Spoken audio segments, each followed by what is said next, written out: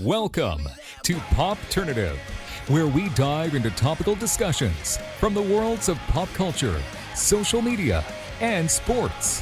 Here is your host, Peter Remoliotis, aka PD Beats. Adam, thank you so much for your time. Welcome to the show. Yeah, no problem, man. Happy to be here. It's pretty crazy. I mean, I feel like the sky is the limit in terms of Bumper's next chapter. You know, we kind of fell in love with this. Is he a villain or is he just misunderstood character in the movies? Now it's about him. He's going to Europe. What is that mindset, knowing that we're going to be able to see more of what he's kind of up to in Europe, basically, like when you kind of sign on to the project?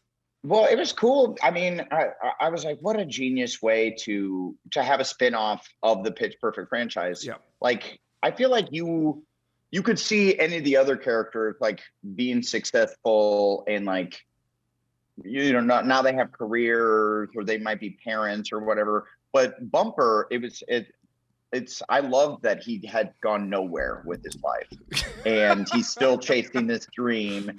And I think a lot of people can relate with like, man, I wish I could just pack up my stuff and move to a new city and start all over. Yeah. And like try to chase your dreams. And I think people are really relating to it. It's interesting that you say that though, because I feel like Bumper's doing a lot of soul searching and figuring things out because like you said, it's not kind of going his way in terms of certain career paths and everything.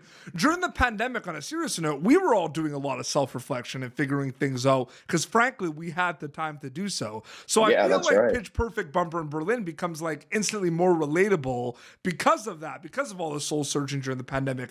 Do you think about those things at all specifically? Because it makes sense, I feel like. Yeah, I think, and when Elizabeth first pitched me the idea for the show, it was during the middle of the pandemic. Mm-hmm.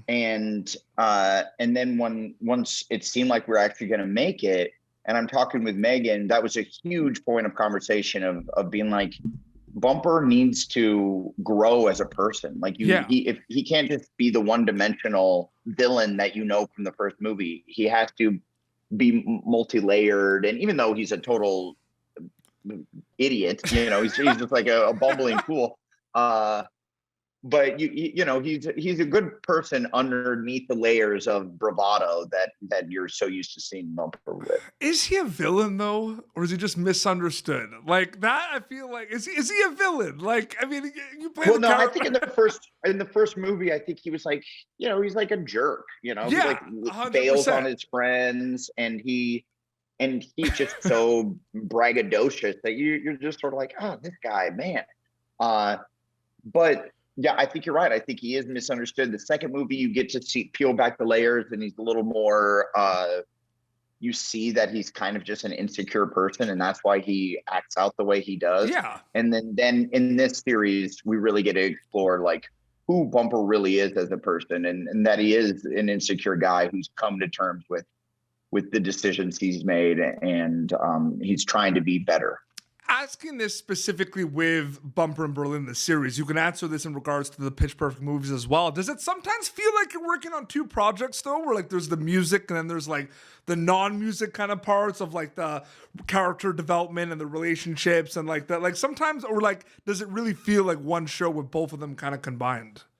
Well, I mean, it definitely feels like one show, but just as far as workload goes, I was like, oh, I forgot how absolutely exhausting, because I wasn't the lead of the Pitch Perfect movie. So there was some downtime, but I was in every shot of every, and then on top of that, it was, you know, you work for 12 hours and then you got to go home and learn a new song or you got to go to the recording studio or you got to learn choreography. And it was a lot. It was, and I tore my groin in shooting a dance number literally the first day. So it was, not only was I like in a crazy amount of pain, it was the workload was pretty intense too. But yeah, be perfectly honest, it was so fun, and I hope we get to do it again because we only got to do 6 episodes, so it'd be nice to have more time to tell Bumper's story, and totally to explore the other characters, because it's a great ensemble with I mean, Sarah Hyland and Flula and Jamil. Yeah, absolutely. And, they're streaming on Peacock. And the last question quickly before we wrap up. I mean, the Riff Off. I mean, the Riff Off from the first one that kind of lives on now forever is iconic. Yeah. It is on social media. People are doing it. You are part of that kind of historical, musical number. What is that like, man? Like, it's surreal, I bet. Like, being part of that. Like, the origin, and, like, it lives on till this day. No shelf life.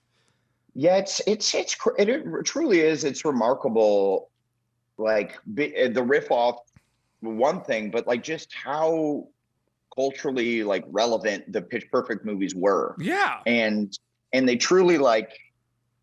Who would have thought like a little movie about college kids singing a cappella would end up being such a gigantic hit and cause and like universe. Speaking for myself, like.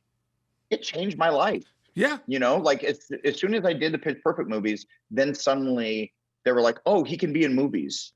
It's fine. Like you're allowed in, basically. Yeah. And so I wasn't in the third one. So when this idea to do the series came around, I leapt at the chance because I was like, I want to put my final stamp on the Pitch Perfect universe. Yeah. I want to put a bow on this experience. He's back. Yeah. Bumper is back. And Bumper's back, baby. Pitch Perfect, Bumper in Berlin, streaming on Peacock. Adam, so great chatting with you. Thank you so much for joining me on Popternative, man. Yeah, thanks, man. Happy holidays. Thank you for tuning in to Popternative. Make sure to check out our past episodes of Popternative on YouTube. Be sure to like Popternative on Facebook and follow us on Twitter. This has been an Autograph Communications production.